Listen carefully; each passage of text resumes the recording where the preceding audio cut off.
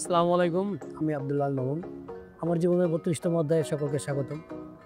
গতকাল রাত থেকে যারা বিভিন্ন মাধ্যমে আমাকে শুভেচ্ছা জানিয়েছেন, সকলকে জানাই আমার অন্তরস্থল থেকে শুভেচ্ছা। সকলে আমার ভালোবাসা নেবেন। আপনাদের সাথে একটা কথা শেয়ার করার মাধ্যমে আমি আমার জীবনের ৩২তম অধ্যায়টি শুরু করতে চাই।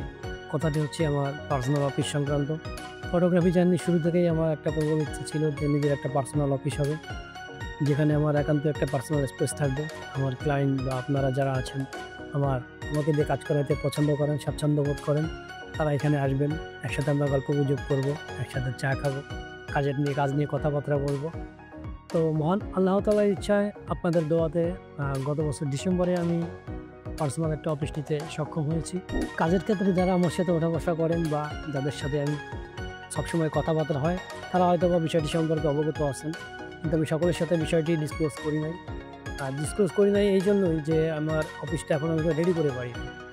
জানুয়ারি চলতেছে, ডিসেম্বর, জানুয়ারি কাজের চাপ থাকে আপনারা সবাই জানেন। আর কাজের চাপে একটু বাইরে দৌড়াদৌড়ি করা লাগতেছে বেশি। অফিসটাকে সম্পূর্ণ সাজানো গোছানোর পরে ইনশাল্লাহ আপনাদের আপডেট দেবো। আপনারা আসবেন, অফিসে আসবেন, আড্ডা দেবো, চা খাবো। বিভিন্ন রকম কথাবার্তা হবে কাজের বিষয়ে বা অন্যান্য যেকোনো বিষয়ে।